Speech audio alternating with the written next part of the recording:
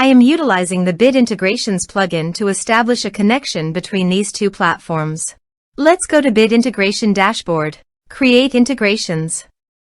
Search and select a trigger Gutena Forms. Now, click on the Fetch button. Go to your contact form site and fill it out to retrieve the Gutena forms.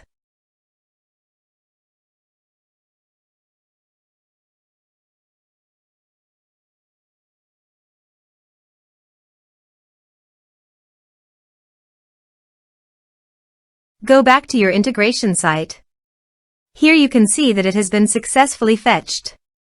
Set action. Now here search and select Telegram. Here, give them a meaningful integration name as you want to get the bot API key. Please visit your Telegram bot father. Copy the token and paste it here. Authorize it. Authorization is successful. Click Next. Select Chat List. Map the respective fields.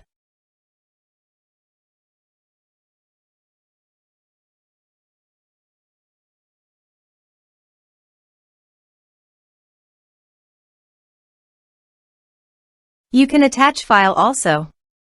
Here is the conditional logic. You can use it if you want. If the condition matches, then the data you will send to Telegram. Then click Next. Finish and save it. Let's submit a form.